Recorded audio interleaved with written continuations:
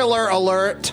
It broke our hearts to see Blonde Bombshell Jaymes Mansfield be the first contestant to go home on RuPaul's Drag Race Season 9. But things are not over yet for this cutie patootie from Wisconsin. She's still putting out great work in her LGBT pop culture web series, Drag Herstory, and Jaymes is making her Cooking with Drag Queens debut, where we devour a Beauty and the Beast princess doll cake.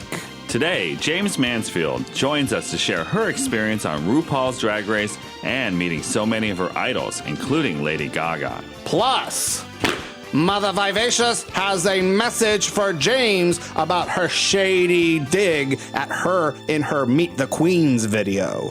Former RuPaul's Drag Race contestant Adore Delano sues her management company for allegedly ripping her off. And Jaymes answers all your questions. Remember, the best ones are read on the show, and the worst ones are read to filth. I'm Fausto Fernos. I'm Mark Fillion. And this is Feast of Fun.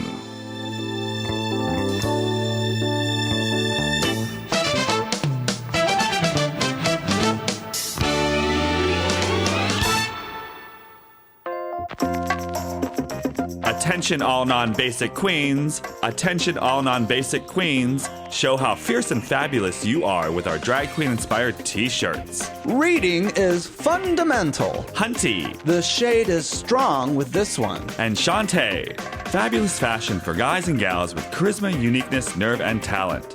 Available at feastoffun.com/store.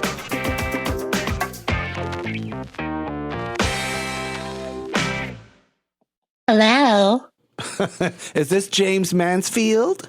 Yes, it is. However, I have to excuse myself from the phone. I'm recovering right now. I'm going to put my maid on for you. Who's your maid? That would be me, Mr. Jaymes. Hi there. Hi, boys. Hi, darling. You sound like Lauren Bacall. Don't I, though? My Tallulah Bankhead impersonation has never been better. I feel itchy and bitchy and scratchy, calm and collected, but choking, but panic, but alive. You're There's alive. a cream for that, darling. It was heartbreaking to see you go home from RuPaul's Drag Race. Not as heartbreaking as it was for me. And you had to keep it a secret for a very long time, huh? That must I had to sit on that one.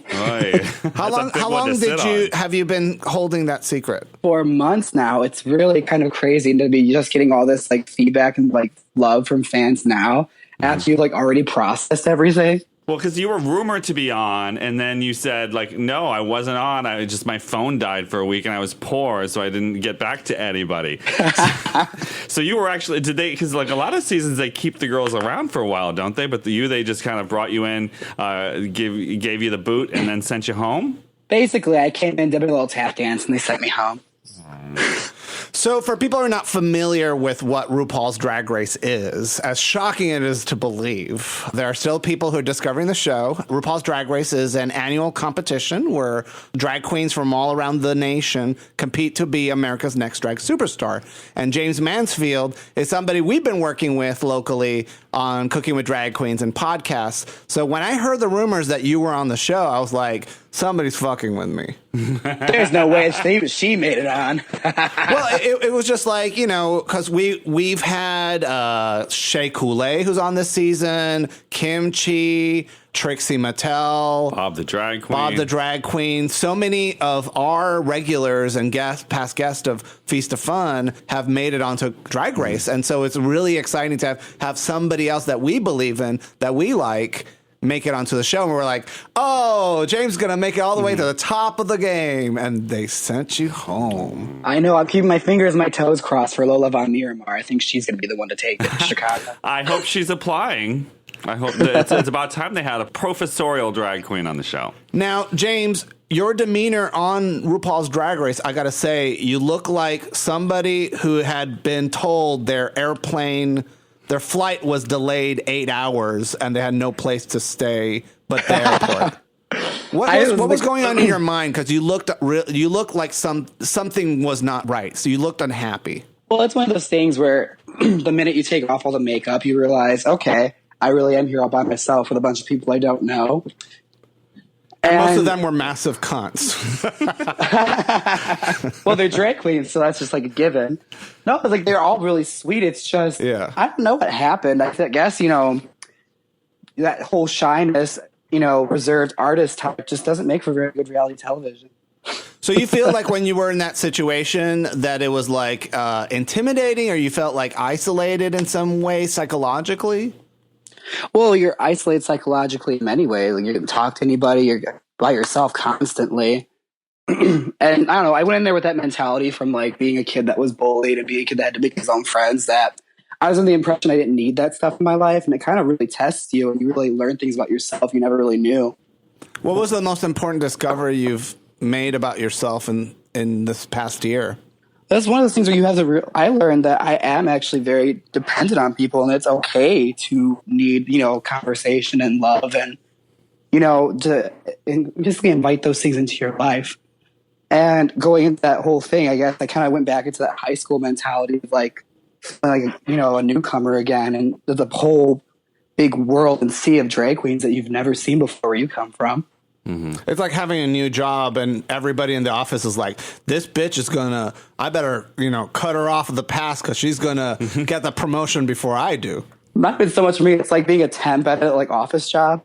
Well, you're one of those drag queens that's really into drag, though, because you do that YouTube story like the Drag Herstory. I know you've listened to this podcast, you said, since Devin Green first appeared on it many, many years ago. Since you were a teenager. Since you were a kid. Yes. And then, you've done Trixie, and so you followed what we do, and you followed what a lot of other drag queens do online. So you must have, when you walked into that room, you must have known at least Shea Coulee and Charlie Hides, right? I knew Shea Coulee. I actually did not know Charlie Hides that much. I knew Peppermint for sure. Mm-hmm. But Charlie Hides, I really was a huge discovery for me, and it really is like, I'm glad I met her. She is such a wealth of knowledge. You've heard Shea Coulee on our podcast, so you better watch your back. She's tough. Shea Coulee got into a flame war with Chris Crocker. She accused of a drag queen in town of dressing up like Grace Jones was like in purple face, in black purple face. Yes. So she's a she calls attention to shit. She's a strong, opinionated woman, and Yes. that's why we love her. And so you're in the room, and then you're seeing all these queens. You're like, all this shit's going through your head, and then this Lady Gaga impersonator walks in. Yes, Ronnie. He was great. Tell us what we didn't get to see. What was the demeanor of the queens in the room when they saw her? Was the point where you realized, oh my God, this is Lady Gaga? Well, I immediately, when I walked in, stormed right next to Peppermint because I was just kind of fangirling over her. So I was next to her the entire time in the back, and when she walked in, we were kind of dog sniffing out the situation. There's no way. There's no way. We heard her talk, and that's kind of where it registered to us, oh shit, this is the real McCoy. So here you are face to face with Lady Gaga.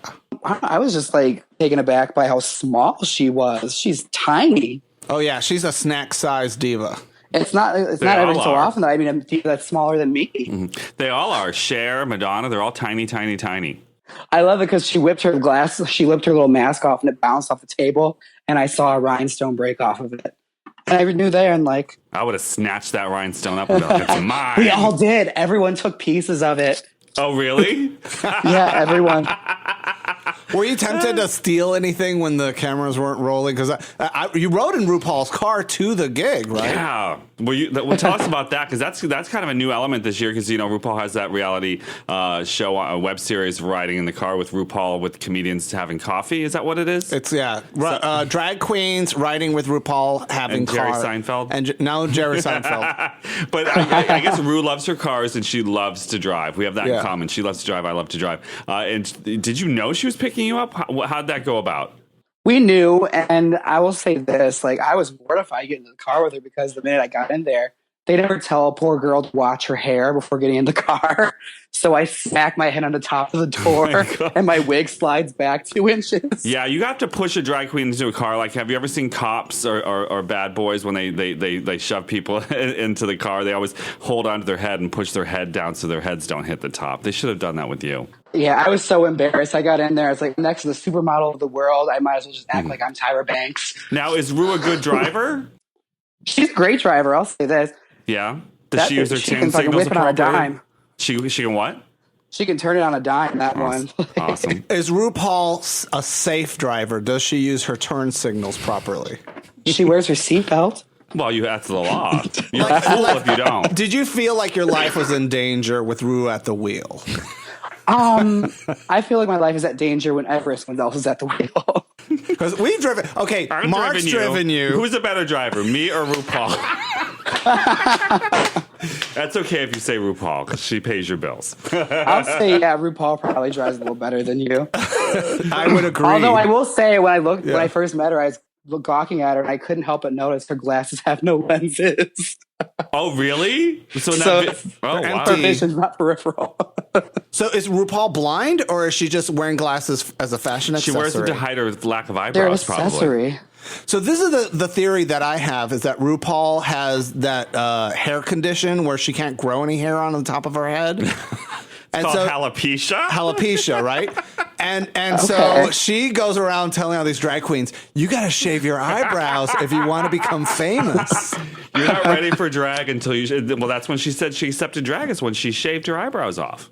When she went to the doctor, and the doctor said, you have alopecia. Yeah. Is when she decided, well, I guess might as well be a drag queen. I know lots of guys who fill in their eyebrows or just draw their eyebrows on. Shit, I'm one of them. He's looking at me. As a boy, you fill yours in? I have no eyebrows. I have a little stump right at the tip of my eyebrow, and the rest is all filled in. It's all fiction. As you get older, the hair above your eyes does wear off. You know, it gets thinner, and so if you want to look younger, you darken your eyebrows. That's a little trade secret. I thought it was you grow a beard, so it gives you a new chin. And yeah, I mean, the reason Mark and I have beards, and a lot of these, like, what is that, Magnolia Crawford? She wears a beard now, so she can hide her double chin. Girl, she's got muscles. She don't need a damn beard. Even if you got a good body, it still frames the hides. face. It frames your face. What I like about it is it's less maintenance, and then you don't get bumps and rashes and pimples and all that kind of stuff like that. You It's gotta terrible. put your best man's face forward. I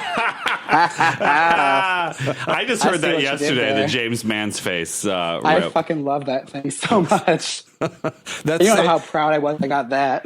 I hope you're monetizing that and making your own merchandise for that. I'll let them make their own little profit. That I'll allow. They can make a name for themselves with that. You have a makeup tutorial series now on Logo, though, on Logo.com. You're like the only drag queen that's actually on Logo anymore, because they're no longer posting RuPaul's Drag Race on Logo. I'm the only drag queen that's nice to Logo anymore. No kidding. But you really like Drag Herstory series is getting really good, and you're finding like all this rare footage, and you're putting together all this great stuff on LGBT history and pop culture.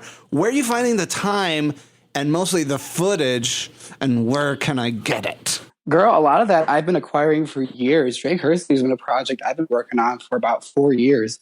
Just acquiring all of it. I have a laptop full of old drag queen clips. It's interesting because Jaymes Mansfield is inspired by Jaymes Mansfield, who was known for being kind of a cocktail blonde bombshell, right? Yeah, absolutely. Well, that's the weird dichotomy about her is she had that sort of presence, but she had a 160 IQ, college graduate. So like you, she's faking being stupid. Absolutely, all an act. And so for you, like, you're sort of like this dumb blonde who has a brain for, history and culture. Exactly. You put out a facade so that people give into it, and then you trick them and let them get under there that you're smart and you can get your message across. What is it that inspired you to go in this direction? Because your dad was a clown, and He you was. were a puppeteer. Like you guys are like a circus family. What kind of clown was your dad? Was he like a happy Christian clown, or was he like a murderous, stealing children and dragging them into the woods kind of clown? That's more of a Chicago thing than a Milwaukee thing. But the killer clowns come from Illinois, not Milwaukee. But no, Oh, that's right. You My just have your father- your gay cannibal serial killers that's in Milwaukee. right. That's Get it right. together, girl. Yeah. Our cross-dressing, suit-wearing people. Oh, and then the serial killer, the Ed Gein that was who used to wear had a belt made out of nipples. Yes, that one. Yeah, creative. We're crafty in Wisconsin. You can't get deny that. So your dad was a nice, wholesome Christian clown, or? No, actually, my father, he's really rugged and manly. He's a roofer, and he's part of the Shriners here in Milwaukee. and it's all anonymous. It's all for children's hospitals. So they do this charity gig every year for the Triple I Shrine Circus. All these Shriners would get dressed up as clowns for a few days and just go, and we always got to go to the circus. And it's a really happy memory for me, and I wanted to bring that to the runway with my final dress if I got to wear it. Yeah, I noticed that after, she was being real shady to you, Michelle Visage was like, well, somebody had to go home first. It's what it is. She's a very salty and fun woman, I suppose. Yeah. People like her. Yeah. Do they? Now, what advice did Trixie Mattel give you? Because you're close friends with her. You made a very shady Michelle Visage puppet for Trixie. Well, the thing is, I'm a huge fan of Michelle Visage, believe it or not. I love her and her career. She's got one of the weirdest careers I've ever heard. Yeah. But I made that puppet because I wanted to do tribute to her, and also I wanted to sneak in a Waylon Flowers reference. Because you're a big fan of Waylon Flowers and Madam, the entertainer from the 80s. Yeah, it's one of our great entertainers that AIDS sadly took away from us. He was gay? Yes, he was, girl. He was gay. Gay. As gay as a $3 bill. What did Trixie Mattel tell you? Because Trixie had a heartbreaking departure, too. Twice. She lost RuPaul's Drag Race twice. 3 times. You think about Miss Congeniality, she didn't get that either. Oh, yeah, that's right. But yeah, as far as the Rub that salt Madam in, James. Rub it in. She's over it now. She's doing way better. But what kind of advice did Trixie give you? Like, she knew what was going on. To be honest, when I was getting on the show, I was so terrified to talk to anyone that I didn't even trust her. So I didn't tell her. You didn't trust us. You didn't even tell us. She didn't find out until everyone else did. I didn't even know that you were on Drag Race until I saw you throwing some shade Vivacious's way. Yes. This is what you said. We interviewed Vivacious just briefly before talking to you today, and I wanted to play Vivacious's response. Can I play that for you? Oh, sure. Let me hear her rebuttal. I'm sure it's okay. Great. She's got some words for you. So, Vivacious, what do you have to say about Jaymes Mansfield's shady comments? Hello? Vivacious, are you there? It's called silence, the unspoken shade, honey.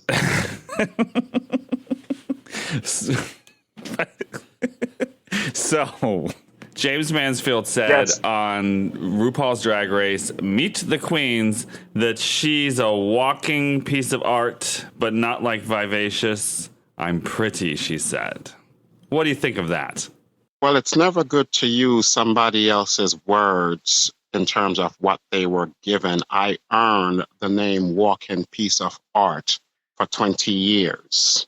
It was given to me. I didn't call myself that. It was given to me by 5 great legendary DJs that created the house music and dance scene of the planet. It's not a phrase that I came up with on my own. It's a phrase that was given to me and I earned. So it's good to know that she's using my words and trying to attach it to herself, but actions and deeds must be earned over time. She is guilty of the crime of being insubordinate. What is her punishment, Vivacious? Her punishment shall be sashay away. But that's exactly what she did. So she served her time? She served her time, she's done her crime, and now she can make amends. And how would you think that Jaymes should make amends? She can make amends by going out into the world and showing them what she wasn't able to show them on the show. She needs to be the underdog and prove them wrong.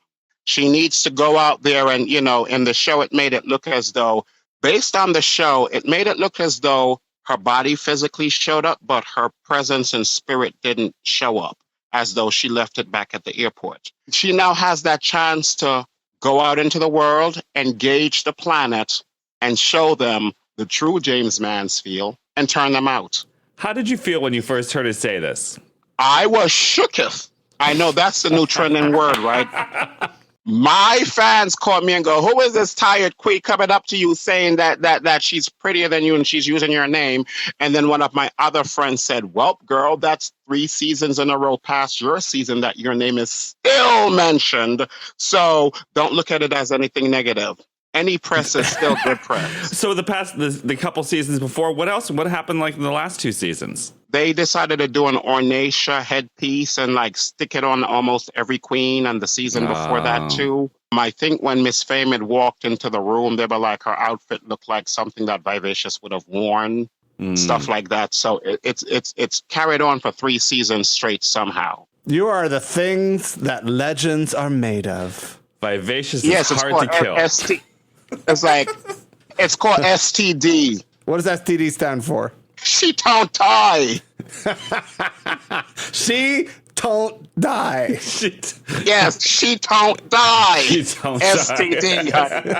She don't die. Vivacious, thank you so much. Jaymes, all the best, mama. Go do your job. Bye, guys. Bye-bye. Catch you later. Bye-bye.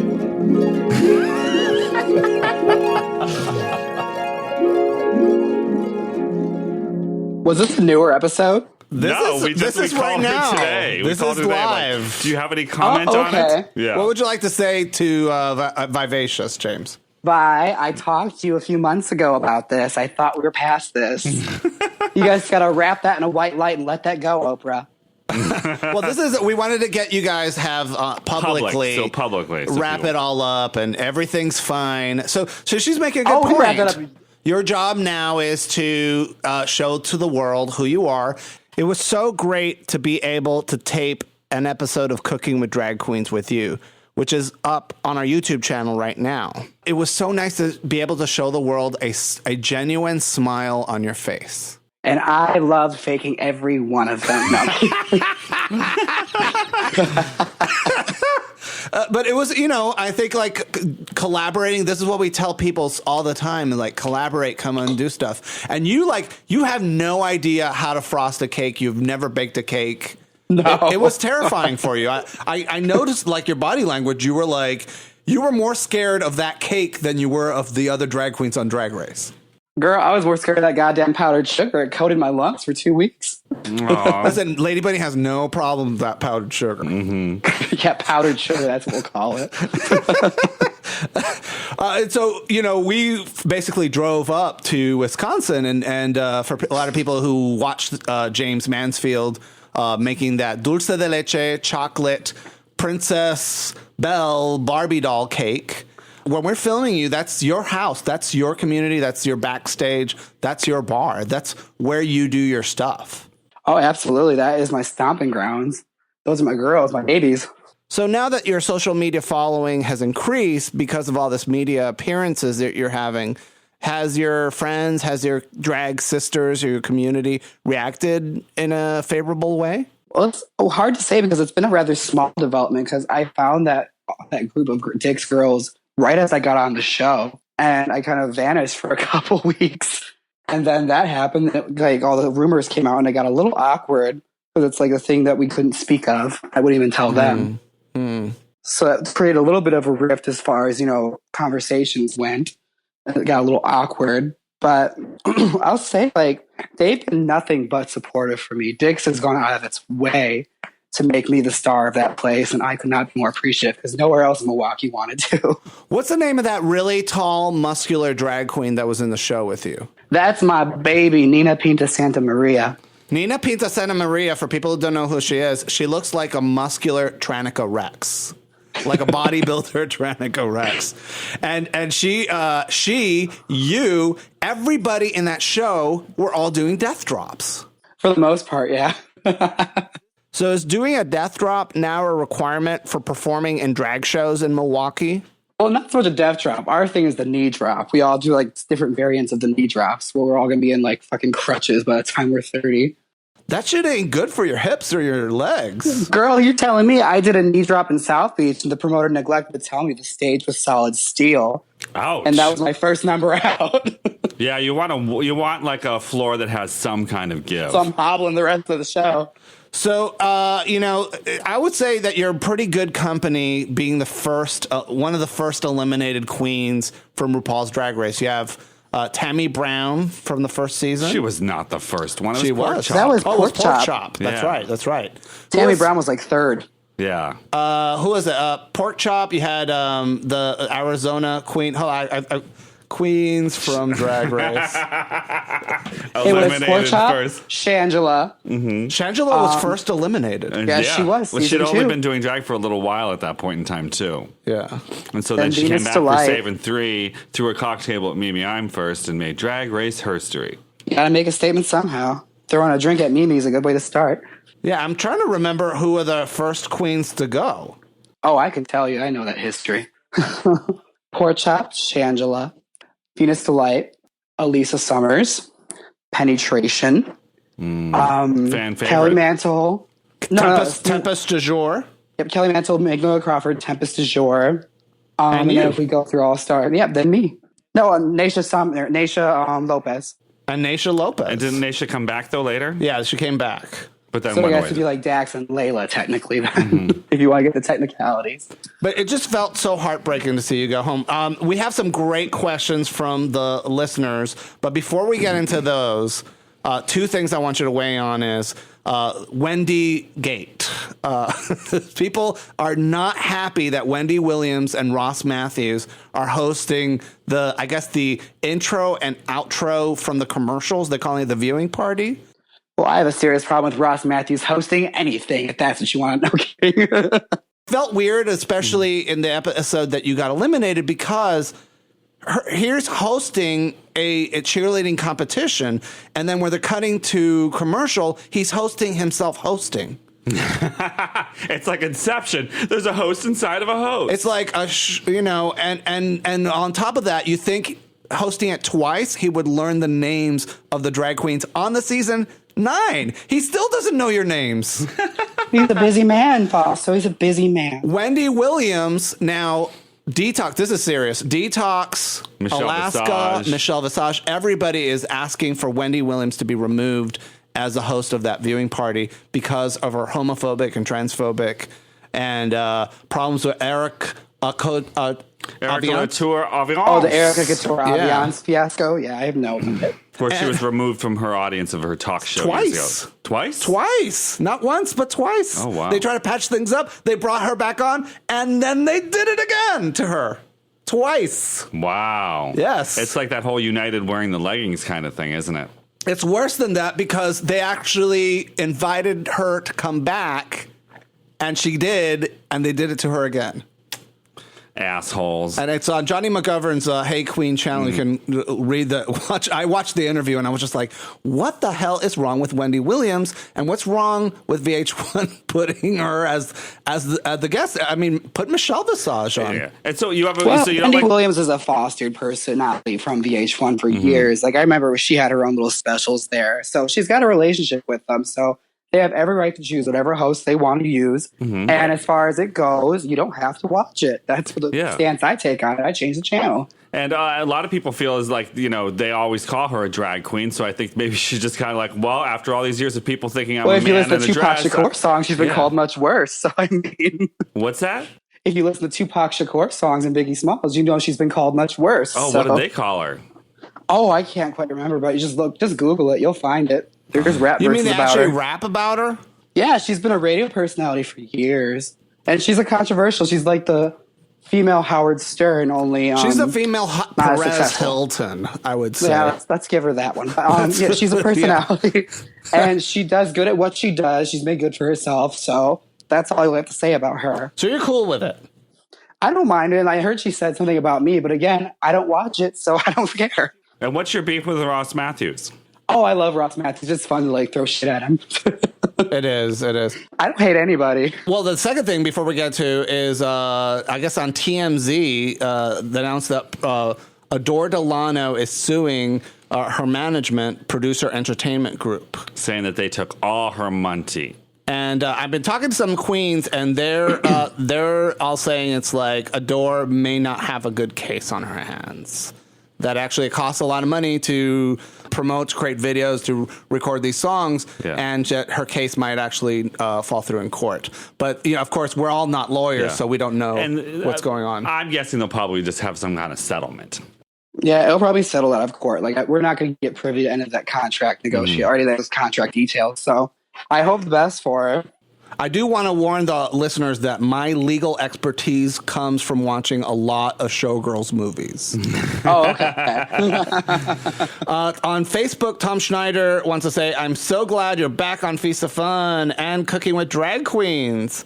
I'm reminded of the time when Tammy Brown was on Drag Race, misunderstood by many for her uniqueness, but the resilience of a true underdog who continues to march to the beat of her own drum, no matter what negative things other people have to say. Sure, it's easy to fit in and be yourself when you're like every other fishy girl, but it takes real courage for someone really special like Jaymes Mansfield to get on TV and perform for the world.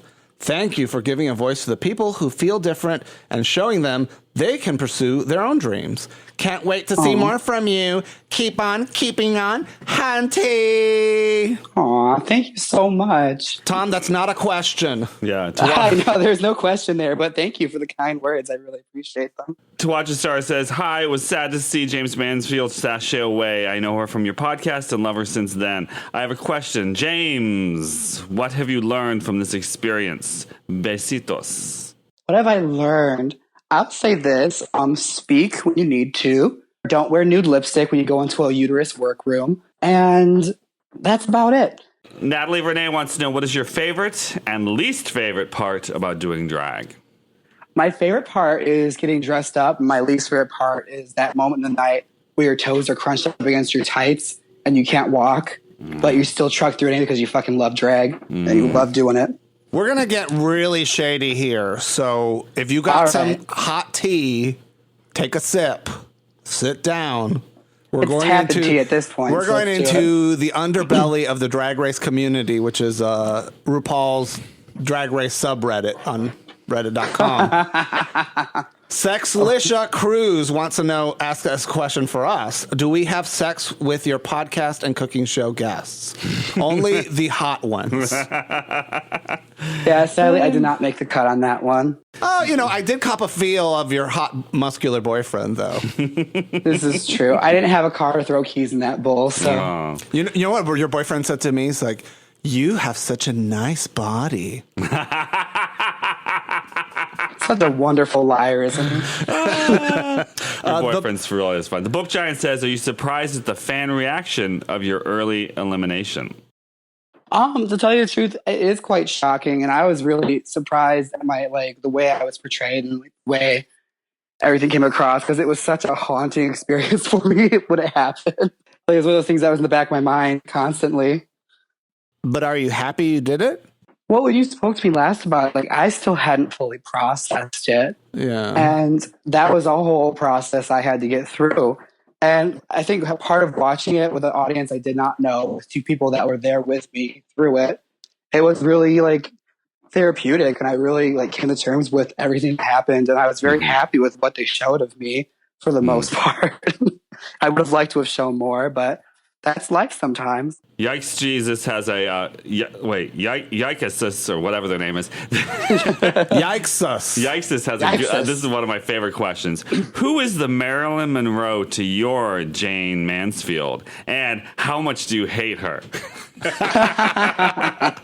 Vivacious, right? Because for a lot of people out there that don't know who, the relationship between Jaymes Mansfield and Marilyn Monroe is, Marilyn kind of came first, and then Jaymes Mansfield came around in the studio, kind of used Jane as a way to kind of keep Marilyn in line in some senses. Yes. Because if you don't do this, we'll have Jane do it. And ooh, yeah. I'd say the Marilyn Monroe to my Jaymes Mansfield would probably have to be of my season, they think. Probably it has to be someone that does not really register in the same league of competition as far as what we do. Would probably be Pheromone. She's very loved and very beloved and pretty much so deserved. But we do different things. But I always consider her like the Marilyn Monroe and me more the Jane, where we both have a similar aesthetic of that showgirly blonde bombshell type. She does hers very polished, whereas I am more towards comedy. And if you really think about the dichotomy between Marilyn and Jane, they weren't really rivals. The true rivalry was Marilyn Monroe and Jaymes Mansfield and Mamie Van Doren, because those two worked the same circuits for years and competed for the same gigs. Marilyn never had any competition. She really broke it down. Right. I want to draw attention. We did do a podcast with Mamie Van Doren that's available to premium subscribers at feastoffun.com. You can become a member at feastoffun.com/plus and access our podcast with Sharon Needles, with Latrice Royale, with Bianca Del Rio, Adore Delano, twice. RuPaul, Michelle Visage, Lady Bunny, Alaska. Ross Matthews. All of them. All of them have been on the show, but you only can listen if you become a member at feastoffun.com/plus. And Spencer Rietta wants to know who you were going to do for Snatch Game. Was it going to be Jaymes Mansfield? No, it wasn't actually. I was going to do Rebel Wilson. I actually did a little bit of her in the video I released after my elimination. Oh, I can totally see that. Because I get it so much. Were you nervous about your Vogue Lady Gaga tribute? Do you think it was a little shady, or did her presence encourage you more? This is from Anne Essay. I'll say this, and it didn't really register on the show, but when I walked out, she fucking laughed like a hyena. Like, I heard it through the studio. I saw the look on her face. She laughed at it, and that was the whole point of it. And from like studying the covers, she looked like she was asleep. So that's just what I took with it and ran with a bit. Because I knew everyone else was going to be very like, on the toes, tribute-y and very respectful. And she's right there. She's a person. She's got a fucking sense of humor. Why not take the piss out of it? It's fun. It's comedy. Did the producers tell all the queens not to wear raw meat for that challenge? I don't think any girls really wanted to attempt it because we only had a few days to make that. Girl, I would just bring some packs of bologna or salami and just slap it all over myself and be like, here I am, I'm Lady Gaga. And they'd be like, first eliminated. Most of the catering was Chipotle or vegan food, so there wasn't a whole lot of meat to go around. Bequeathed onto these wants to know, do you agree with the other girls on who said you seemed out of your element or overwhelmed during filming? Was the way you were edited a good representation of your experience during filming? I'll say it was a projection of me. As far as what the other girls said about me, like, it was really a shock because I had no idea it said any of it. But I was very vocal with what I said about them, which was nothing because I never got asked about them. Well, at least you're not being accused of being evil queen, because a lot of the queens that get a bad edit, they have to wear our "I'm not an evil queen, I just got a bad edit" T-shirt. Available at feastoffun.com/store. Ding. That edit stuff's bullshit anyway. It's like, you said it. It's like, I was the way I was. I was very reserved, and I was very into myself those first couple of days, because you gotta understand, like, that's a whole fucking thing to go through that you were not used to. Well, Charlie Hides and some of the other queens sensed that there was something not right during Untucked, he was kind of like, he was frantic in a way. Yeah. Well, at that first day, like, I tore my chest open from duct taping, so I was in severe physical pain that entire Untucked. Oh, really? Yeah, I have scars I showed you guys before on my but I did the podcast before and I came back. I had some really nasty scars on my chest from duct taping it from walking in the workroom. And I was understanding I was going to be in drag that long. I wouldn't have ever done it, but I took it off for that hometown look. It's like, oh shit, I have no skin there anymore. Oh yeah, when you do the duct tape, you're supposed to, you put it on a towel first, right? And then you put it on your body because you don't want that straight duct tape on you. Or you can just remove it slowly. Yeah, that whole episode was a big surprise for us. I was expecting like a cute little photo shoot challenge and then to be a boy right after. But that didn't happen. I Am Tuck wants to know, besides Nina Bonina Brown, who else have you gotten close to from your season? I will say I got closest to Eureka and Charlie Hides. Believe it or not, me and Eureka actually got very, very close. Well, I'm really glad to hear that Eureka's a friend of yours. She is. Like, she has a huge heart. That is one beautiful person. If you ever can get Eureka on the show, get her, because she is funny. I invited her. She's been invited, and so is Nina Bonina Brown. Both of them have been invited. Nina's going to do it. I'm still waiting to hear back from Eureka.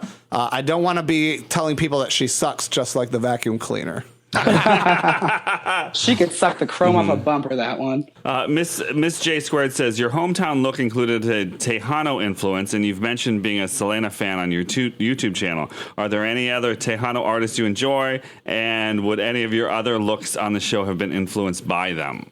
I had a couple ideas in mind, but I really hone right to Selena. That's really my favorite of all. Because when she died, Tejano kind of died. Yeah, I feel like I'm very attracted to Valentina, who says she's been dressing up in drag for the last 10 months, but she's been a fierce sissy faggot for her entire life. Oh, don't get me wrong. That bitch has been painting for years.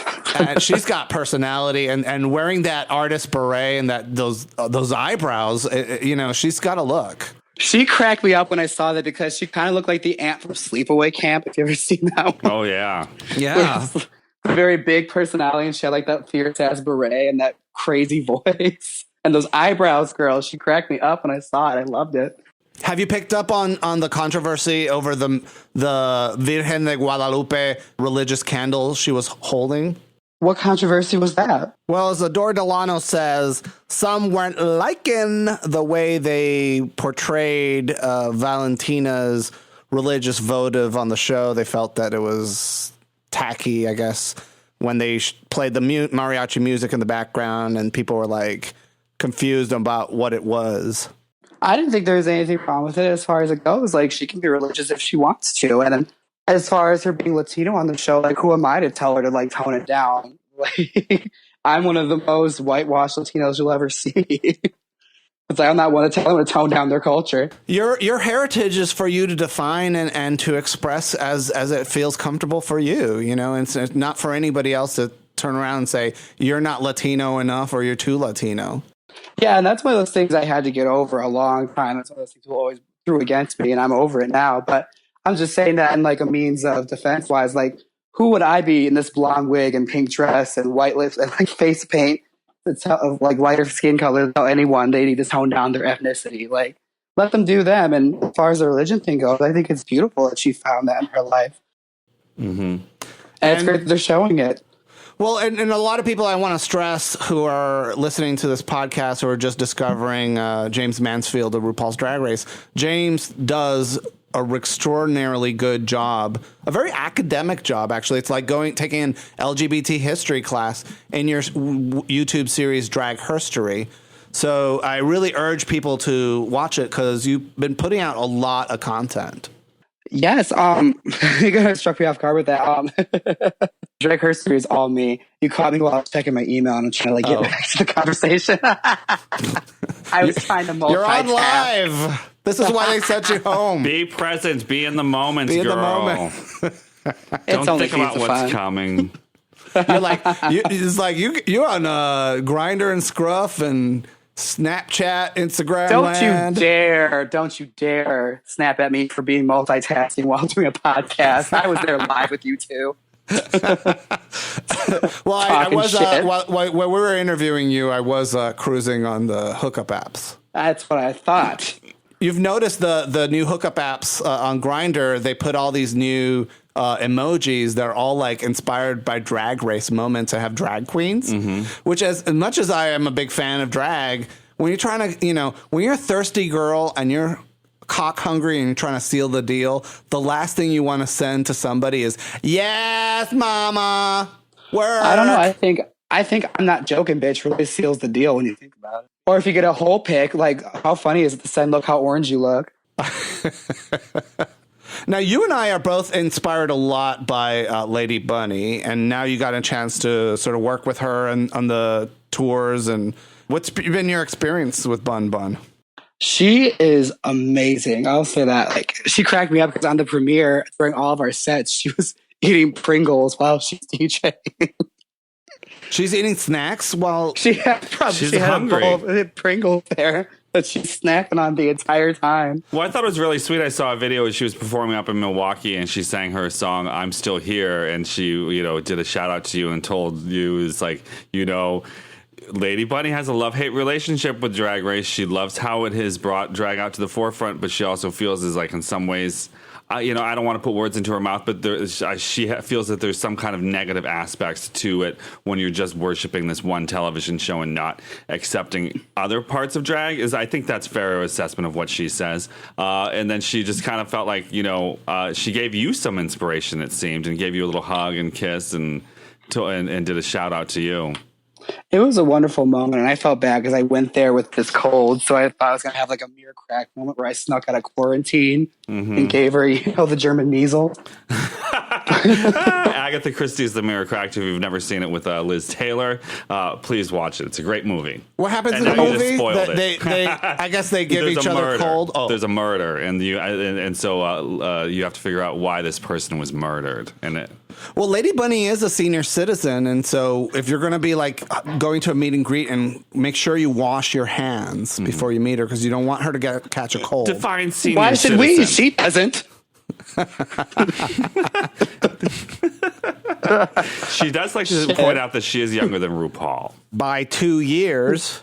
It's like She'll always be saying, that 1 year older. it's like Charlie Hyde saying she's the oldest contestant on Drag Race, but I'm like, She is. Tempest du Jour is like 1 or 2 years younger. Or something. No, Tempest was 42 when she was on. What? She's 42 Yeah. years old? Yeah, when she was I'm on. shocked.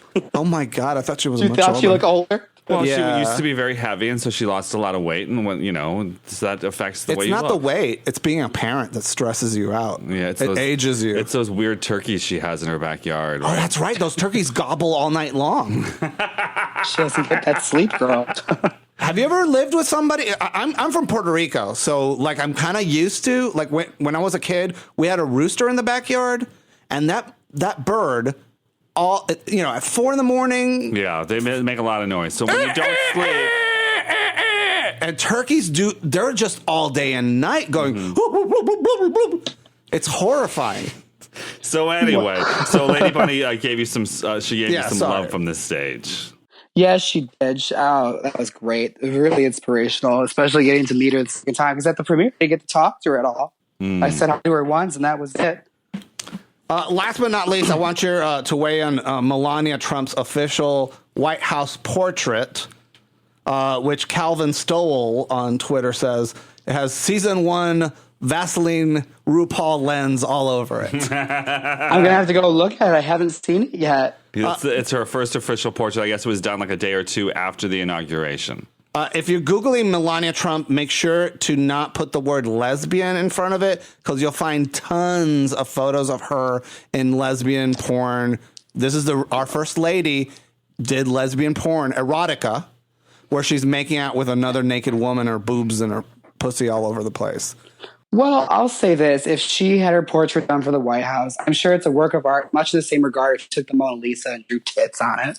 I actually, like that we have, it's all the horrifying things about the Trump presidency aside, it's kind of exciting that we have basically like a Playgirl pinup, It's not cute. It makes for good It's not comedy. cute. No. You don't like it? Honey, No, I'll it's tell you, not cute. comedians love it. There got material for there are years. worse things Trump has done for sure. Well, he just called Putin today to say we'll fight this because they just had a terrorist attack in Russia, and so he called him to say we're going to fight this together. And I love you. And please get my palace ready because I'm going to have to be leaving here soon. Are you working on any puppets, James, or is the puppet because you're working on that big furry monster that we see on Cooking with Drag Queens? Yes, he's definitely part of my touring show, and I actually have a couple other big walking puppet creations that are going to be on tour soon. Do they have any names? Not just yet. I don't usually name them until they're all finished and all packaged, ready to go. But you've been performing with this. Basically, it's like a gay Oscar the Grouch. Yeah. I hadn't had a name for it, and then Ririka gave me a really cute name that was like a southern nickname for a penis. What's that? Oh, what the fuck was it? Now I forgot it. Dick? Cock. Wang doodle? It'd be Oscar Wilde the Grouch. Because Oscar Ooh, Wilde was Oscar kind of Wilde tall. the Grouch, I like that. Was tall and kind of Oscar Wilde was kind of like had like the same body as Big Bird. Okay. That's another way of putting it. He was tall, had a big butt. You know, like you look at photos and portraits of Oscar Wilde, like he was not a delicate little flower. But he had game. He did. James, where are you traveling to, or what's your future gigs that fans can check you out at? I will be in San Fran in a few weeks, as well as Texas. And it's all coming up from there. Oh, I lost my voice again. I'll be all over, honey. I know you. I'm afraid you have not much voice left, as Eartha Kitt likes to say on stage. But we thank you so much for being part of Cooking with Drag Queens and RuPaul's Drag Race and our podcast through the years. And of course, I hope when this settles down, come back and let's talk a little bit more about Drag Herstory. Oh, absolutely, honey. I want to come up to Milwaukee and be one of your videos in drag with you. Shit, yeah. You Come wanna do my do it? makeup. What? Let's do it. You want me to do your makeup? Yes. I will. You be prepared for what you ask for. I think it'd be great. I'll bring the spray paint. Oh, shit. Graffiti time. Honey, I use aluminum foil and surgical scissors and hot glue. Oh, shit, girl. Yeah, it's like I don't believe in eyelash glue. I use the hot stuff. Okay, well, we could do Mark's makeup then. Please do. I need all the help I can do. Actually, We could do a sequel to Forced Feminization. That's why I'm working on the script right now. Do you want to do it? What's that? The sequel, the trilogy to Forced Feminization, because we have 2 of those. Is this the one where you actually snuff Mark out at the end? No, you don't get snuffed. It's just We need a good. I'm working on. I have some part. ideas. I'm working on some ideas. So for the it. beginning was that Mark. Right. This is going to be a different forced feminization. It's going to have maybe the same people in it, but except for the one who's dead. But we might have somebody play her. We keep having to replace the blonde one. We're going to replace poor Victoria Lamar. May she rest in peace. Yeah, it's lovely. I'm going to get Victoria. somebody this time that actually knows her lines. Oh. I know. But anyway, so we're gonna do that. It's gonna be a slightly different format too. So I'm working on it. But I'm gonna do a drag performance in April 22nd. What? I am. What are you doing? I'm doing. They have to do this show called Six Queens, One Diva, and it's the diva. They every performance they pick the diva for the next one, and this next one is going to be Aretha Franklin. So I have to do 2 Aretha Franklin numbers. It's going to be a tragic comedy. But a lot of people may not realize that Mark Felian is the Death Drop Daddy, hashtag Death Drop Daddy on YouTube, that you've done 2 videos that both have gone viral. People keep going, who is this old man who's death dropping? That's Dancing with the terrible. Ganja, right? I saw that. Mm-hmm. The one was the Laganja workshop, and the other one, and Mark figured Laganja didn't teach you how to do it. Well, she helped you refine it. She actually helped. Yeah, she helped me refine it because I first listened. Because if you do how to do a death drop, you find this little. I think she's probably maybe 7 or 8 years old. A little African American girl. She's super adorable, and she teaches you how to death drop. And her thing is like you lean back and you put your leg forward, you slide it forward. But Laganja's is her trick is you put your head back at the same time that you lift your legs. So you kind of have to, and it's really just so goes against anything that your brain wants to do. But if you know how to fall, you can do it right. But you got to fall on the right kind of surface, too. If I tried that, I'd be in a wheelchair. Split your fucking head open. Good God. No. Without a doubt. Yeah, I used to be a circus acrobat, and that's why I'm be in a wheelchair now. I've landed on my head. It is not pleasant. Yeah, I can tell. Anyway, James, best of luck to you on your tours, and I can't wait to see you on the reunion show, whenever that's going to air. Oh, thank you boys so much. We love you, sweetie. We love you. And do you have a prediction for who might win this season? LaShawn Beyond. Oh, please. I think Nina Bonina Brown and Valentina, certainly Peppermint, Listen, if it's and not Shea Coulee. If it's not Shea Coulee, and maybe it's just because she's a Chicago girl, but it's like, I look at the girls, I see the talent, and I think it's going to be Shea. Shea's getting a very good at it. Mm-hmm. So far, I love that. Everyone asks me that. It's like, who do you think is going to win? It's like, none of them. I don't care anymore. I just don't care anymore. Well, you don't even know, right? Because you got sent home. No, I don't know anything. Like I couldn't answer that intelligently. You're as in the dark about it as we are. I'm just a humble fan now. So are you able to root for anybody, or you got to stay neutral? As far as it goes, I would say I'm rooting for my bestie Nina, or maybe Charlie Hides, because it'd be nice for something good to happen to that old broad. Listen, Charlie married well. She lives in the UK. She has health care. She has a successful YouTube channel. She lives a modest life, that Charlie Hides, a very modest life with very little success. I'm kidding. She's that best friends with Cher. All of us. She's best friends with Cher. Cher tweets her. Well, as we know from her friendship with Kathy Griffin, her standards are pretty low. No, yeah, I fucking love Charlie Hides so much. James, it's great talking to you. Thank you, honey. Bye, sweetie. Bye. Bye, boys. Mwah. Jaymes Mansfield lives in Milwaukee, Wisconsin. Check out her YouTube channel where you can learn about Drag Herstory at JaymesMansfield.com, and it's spelled Jaymes Mansfield.com. Of course, all the links to this and everything is available on our website, feastoffun.com. And don't forget to check out... What was that? That's a bird. Why is it tweeting at me? Because it's happy. Don't forget to check out Jaymes Mansfield in our latest episode of Cooking with Drag Queens, where we make a Beauty and the Beast Princess Belle doll cake. And you can check that out on our YouTube channel. Just go to youtube.com/feastoffun. And don't forget to subscribe and share it with your friends. It's a simple cake recipe with a butterface. Because that doll got so much publicity on the internet when it first came out, because they're like, Emma Watson is a beautiful woman, beautiful actress. And then this doll comes out and you're like, why does this doll look like Justin Bieber? It's very weird and awkward. And Justin Bieber is very feminine already. Yeah. But in drag, he or she looks more butch than Justin Bieber looks out of drag.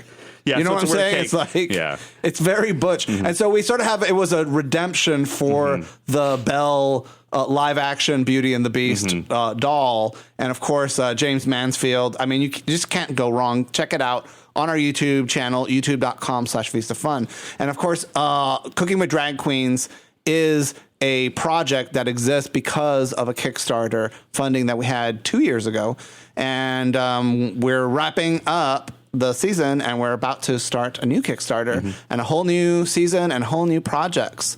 So you can learn more about that by just following us on our YouTube channel, and we'll be announcing the new Kickstarter soon. Yeah, and you can also just go to Kickstarter too, join Kickstarter, and start following us there so you'll know when it comes out. Feast of Fun. And also, too, people that follow us on Kickstarter are also the ones who get first glimpse at the video. The people that supported our last Kickstarter have actually already seen our video. Yeah, you get first dibs, and you get a rare behind-the-scenes footage and photos and lots of other little goodies at our Kickstarter channel. Of course, that's Feast of Fun. Yoo-hoo, birds!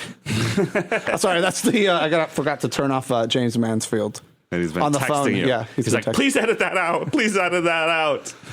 So what do you expect to come of season 9? It's a very interesting move because of the move to VH1. Yeah, it's on VH1. It's on Fridays now, so I've had a hard time catching up with it because I don't have cable, and I've been doing some other things on Friday nights. I really kind of missed the Monday nights because it was kind of an off night, and so it was easy to just walk down to the corner to our corner gay bar and watch it. And I wish somebody would bring back a Monday night viewing party, because I got to tell you, I would be there. Yeah, I'm surprised that bars aren't just screening the show on a Monday night anyways, but it was an event show. It was something that brought the community together, and I feel like in some ways we're missing out on something. We've lost something because of it going mainstream and, but that's going to VH1. You know what? RuPaul needs to get paid. It'll be on VH1. I can catch up with it whenever it makes its way online. And eventually. As of taping of this show, no episodes of RuPaul's Drag Race of Season 9 are available online yet. That's true. If you want to catch it, you have to watch it live. That's get it live. And unlike this podcast, which will be sitting here for the next 59 days, and then it goes into the vault. Into the vault. The only way to access our vaults is becoming a premium subscriber. Go to feastoffun.com/plus, where most of the drag queen's deepest, darkest, dirty secrets all are revealed, including RuPaul, including Ross Matthews and Michelle Visage on our website. And that guy that Adore Delano is suing, he's been on the podcast too. And Adore Delano. Everybody's been on there. So you can check it out, and you can search and learn more about these people, because You watch them on the shows. You sort of are fans of them, but you really don't get to know them the way you do when you get to talk to them with us for a full hour. And so check it out. It's a really great service, and if you have any problems with your account, just email me at mail@feastofun.com and we'll get it sorted out.